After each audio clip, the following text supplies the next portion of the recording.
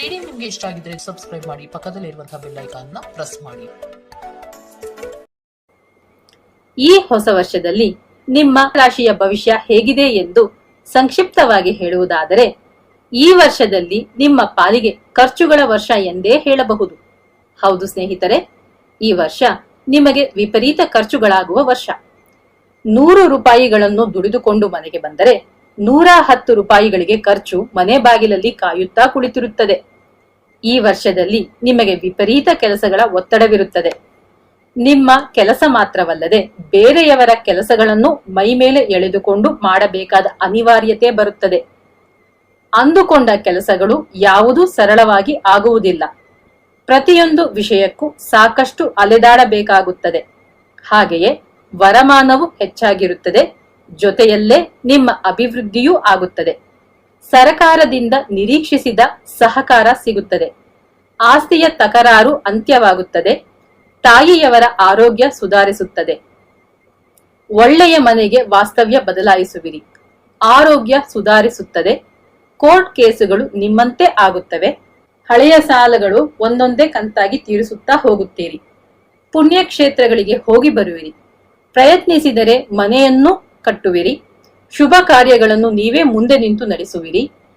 ಗಂಡ ಹೆಂಡತಿಯರ ನಡುವೆ ಬರುವ ಸಣ್ಣ ಪುಟ್ಟ ಮನಸ್ತಾಪಗಳನ್ನು ದೊಡ್ಡದಾಗಿಸುವುದು ಬೇಡ. ಮಕ್ಕಳ ಜೊತೆ ಮೃದುವಾಗಿ ವರ್ತಿಸಿ. ಮಗಳಿಗೆ ವರನನ್ನು ಹುಡುಕುವಾಗ ವರನ ಪೂರ್ವಾಪರಗಳನ್ನು ಸರಿಯಾಗಿ ವಿಚಾರಿಸಿ ಮುಂದುವರಿಯುವುದು ಒಳ್ಳೆಯದು. ಆಸ್ತಿ ಪತ್ರಗಳು ಕಳೆದು ಹೋಗದ ಹಾಗೆ ಜೋಪಾನವಾಗಿ ನೋಡಿಕೊಳ್ಳಿ. ದಾಕ್ಷಿಣ್ಯಕ್ಕೆ ಸಿಕ್ಕು ಯಾರಿಗೂ ಜಾಮೀನು ನೀಡುವುದಾಗಲಿ ಅಥವಾ ಸಹಾಯ ಮಾಡುತ್ತೇನೆ ಎಂದು ಮಾತು ಕೊಡುವುದಾಗಲಿ ಮಾಡಬೇಡಿ. ಹಾಗೆ ಮಾಡಿದರೆ ತೊಂದರೆ ಕಟ್ಟಿಟ್ಟ ಬುತ್ತಿ. ಕೆಲವರಿಗೆ ಸಂತಾನ ಭಾಗ್ಯವು ಲಭಿಸುತ್ತದೆ. ಮಕ್ಕಳ ಉನ್ನತ ವ್ಯಾಸಂಗ, ಉದ್ಯೋಗ, ಮದುವೆಗೆ ಸಂಬಂಧಪಟ್ಟ ಪ್ರಯತ್ನಗಳು ಫಲಪ್ರದವಾಗುತ್ತದೆ. ಕುಟುಂಬ ಸಮೇತರಾಗಿ ಹೋಗಿ ಹರಕೆಯನ್ನು ತೀರಿಸುವಿರಿ. ಪ್ರಯಾಣದಲ್ಲಿ ಎಚ್ಚರಿಕೆಯಿಂದಿರಿ. ಕೆಲಸದ ಒತ್ತಡಗಳು ಇದ್ದೇ ಇರುತ್ತದೆ. ಆಗಂತುಕರೊಂದಿಗೆ ಎಚ್ಚರಿಕೆಯಿಂದ ಜಾಗ್ರತೆಯಿಂದ ಬೆರೆಯಿರಿ. ವ್ಯಾಪಾರದಲ್ಲಿ ಕೆಲವು ಹೊಸ ಅನುಭವಗಳು ಲಭಿಸುತ್ತವೆ. ವ್ಯಾಪಾರ ವೃದ್ಧಿ ಮಾಡುತ್ತೀರಿ.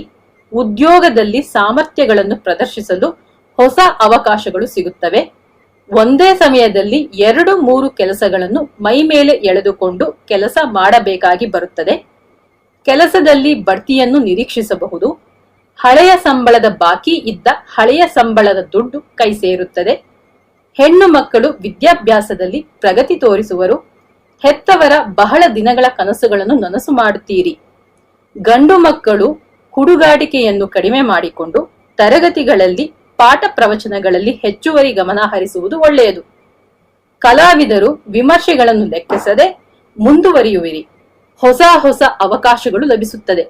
ಗುರುವಾರಗಳಂದು ಗುರು ಭಗವಾನನ್ನು, ಗುರು ಸ್ವರೂಪಿಗಳಾದ ರಾಘವೇಂದ್ರ ಸ್ವಾಮಿಗಳ ದರ್ಶನ ಪ್ರಾರ್ಥನೆ, ಶಿರಡಿ ಸಾಯಿಬಾಬಾ, ಶ್ರೀಧರ ಆಶ್ರಮದ ಪಾದುಕಾ ದರ್ಶನಗಳನ್ನು ಮಾಡಿ ಬರುವುದು ಉತ್ತಮ. ಶುಭವಾಗಲಿ.